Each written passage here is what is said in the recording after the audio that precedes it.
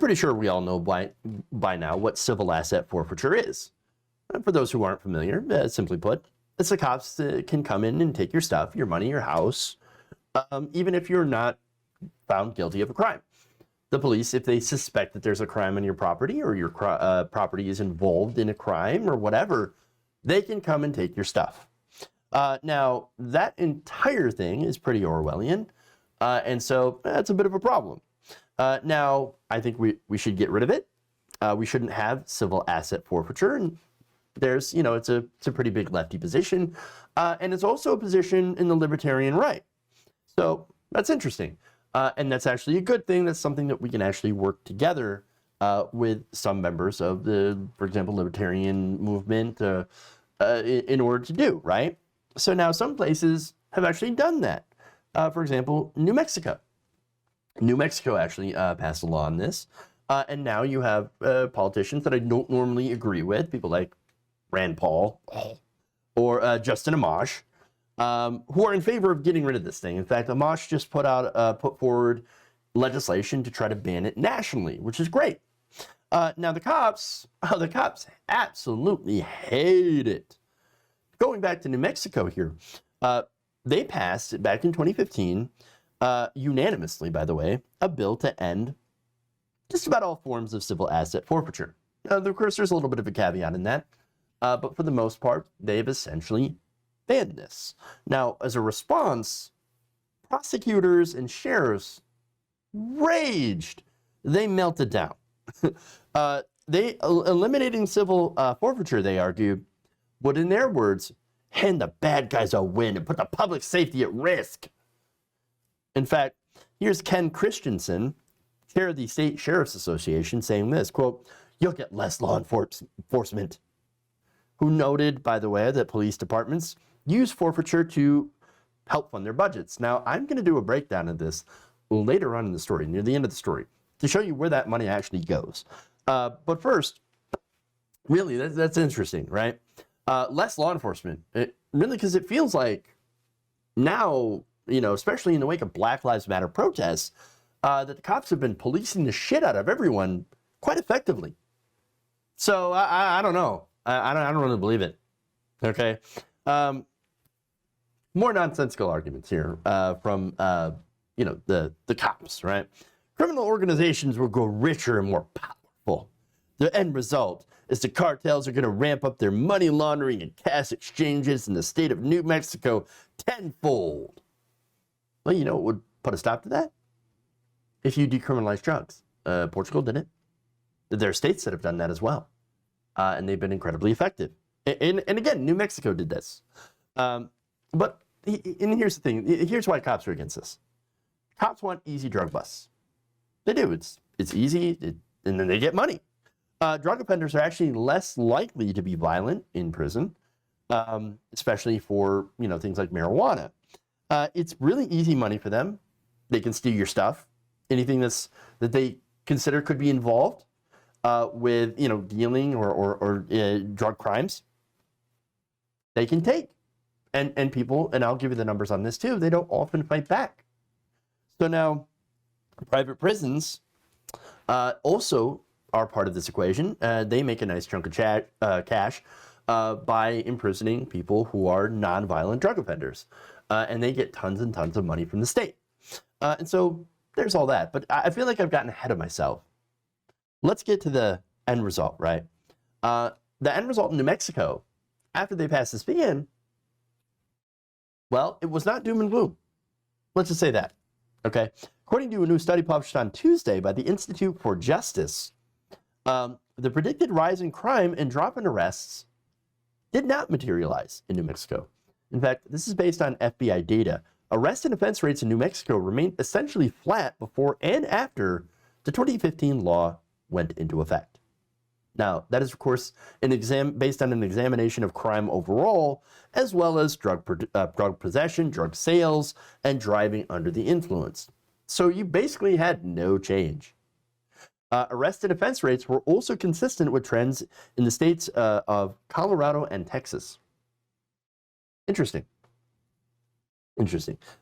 What's more, is that the argument that civil forfeitures are key to cutting off the flow of millions of dollars to major, for example, organizations, criminal enterprises, people who are doing fraud, etc., that is also false. Because the money that is recouped from these civil asset forfeitures is actually fairly small. It is not in the millions and millions of dollars. It's actually not even in the tens of thousands of dollars. Like $1,000. In fact, the median forfeiture averaged about $1,276 across the 21 states where you had usable data that was attainable. Because there are some states that have decided not to give up their data. Interesting. All right. In most of those states, half of cash seizures actually fell below $1,000. In Michigan, for example, half of all civil forfeitures of currency were actually worth less than $423. And in Pennsylvania, the median value was about $369. Now, the analysis, of course, was limited to currency seizures, so it's just basically cash, and doesn't actually go into like how much they made from homes or how much they made from, possessing cars, things like that. And the reason, of course, is pretty simple, is because the appraisal for those is pretty subjective, okay? And so you can't be reliable, but based on that, but you get the point. It's generally actually fairly small, into the thousands of dollars at most. You're not taking down giant multi-million-dollar drug cartels with this, okay, with civil asset forfeiture. You're just not. Most likely you're going to take down the guy who enjoys smoking a blunt after getting done with a really stressful shift at McDonald's. That's what's going on. And honestly, the data bears this out. It's most often used to target working class people. And let's be honest, working class minorities are the ones affected the most. According to ProPublica, civil forfeiture is often used to target ordinary people stopped for minor infractions. For example, traffic violations. You get stopped for, a light maybe is out, and then the officer's like, oh, I smell weed in this car, better take your car. That's what they can do. And so, they can take your car, and then you got to fight to get it back. In fact, police officers have seized people's cars after finding small amounts of marijuana, or when a drug-sniffing dog indicated that drugs were once present in your car. And of course, police have also targeted people's homes as well, and have taken those. Back in 2013, ProPublica reported on how prosecutors in Philadelphia sought to seize the houses of often lower-income residents simply because a child or other relative had ended up selling small amounts of drugs while living there, unbeknownst, of course, to the owners. I'm in trouble. And there's more, right?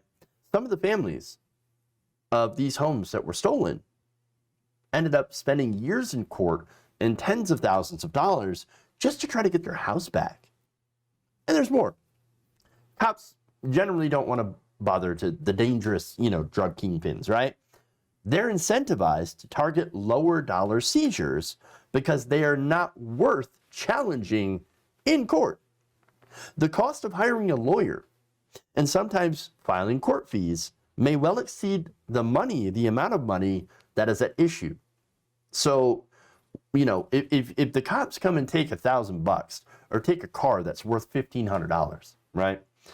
Because they might have smelled weed in it, even though there wasn't any drugs in it, or whatever, okay?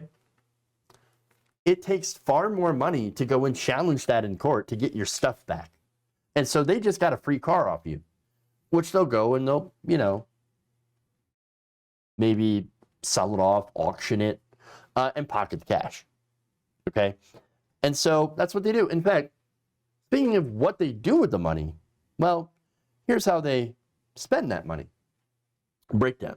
Law enforcement directed money from asset forfeiture mostly towards salaries, equipment, and operational expenses. For some law enforcement agencies, forfeiture funds actually account for as much as 20% of their operating budget and are sometimes used for non-essential purchases. For example, a police department in Georgia once spent $227,000 on an armored personnel carrier. Yes, that's right. The small town in Georgia got themselves a Bearcat. And why do they need a Bearcat? Why? Because they thought it was fucking cool. Sheriff in New Mexico also used some of his civil asset forfeiture money, about $4,600 for an awards banquet. Just, you know, I want to throw a banquet. It's going to be the best, greatest banquet ever thrown. And you know why? Because I'm not paying for it. All right, more. In another recent case, a suburban Atlanta sheriff spent $70,000 of civil asset forfeiture money on a Dodge Charger Hellcat. That is a muscle car that he uses solely to drive back and forth to work.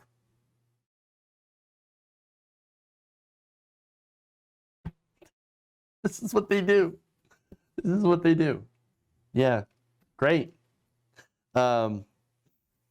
Now, what about the victims, you might ask, okay? So there are victims here that, you know, get remunerated by these, these departments, okay? What about them? Do they get anything back from at least this forfeiture money? Well, let's go to the details on that. The Institute for Justice found that the U.S. Justice Department actually spends less than a third of what it brings in from civil forfeiture on compensating victims and third parties.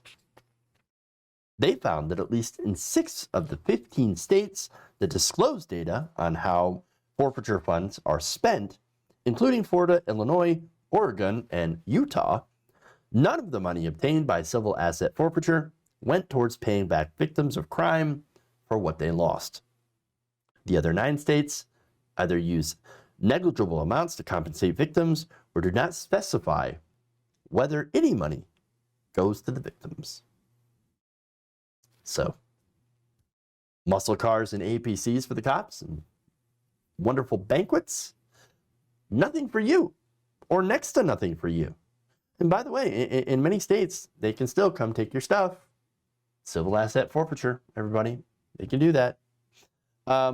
What this is, I really kind of hate using the phrase, and I've been using it throughout the whole story to explain what it is, but what civil asset forfeiture is, basically to me, is armed thuggery. What makes them different from highwaymen? I mean, seriously. And understand that a lot of it, the majority of it, is directed towards communities of color. Now, I do remember doing a story, and this is why it gained national attention. You're going to see why. It gained national attention because one of the families that had their house taken by the police happened to be a white family. So it gained a lot of attention as a result of this, okay? And I covered this. I believe there was a child, not child, but a person in the house that had stayed there for a short time that had been dealing out marijuana, I believe, or something like that, from a room inside the house. They found out, the police did, and they took the whole house. That's what it is. It's a shakedown. So it's happening to white families, but it's been happening to communities of color for a lot longer. And it's a practice that does not do what its proponents purport that it does. And it's also a way to apparently fund corrupt police departments. And so it's got to go. It's got to go. There needs to be a national ban in this practice. State bans are good too, but I think maybe this is something that's got to go. Now, I don't see a ton of progressives backing this yet, at least publicly, right? I think in theory, most progressives do. And it's important that we get more people on board because there are libertarians, civil libertarians especially, that are on board with this. So this is something that is bipartisan, that can be bipartisan, that we can actually work with, you know, members of the right on in order to get, because it doesn't make sense to allow police officers, government, to seize your property, even if there's, you know, no indication of a crime. And so that's what we need to do. And especially now, you have a defund the police, right? The message of defund the police. Well, if that actually happens, where do you think they're going to get some of their money? They're going to ramp up this civil asset forfeiture. And so that's also a thing that we want to avoid. Them taking out and targeting, communities of color and civilians and regular people with this horrendous law.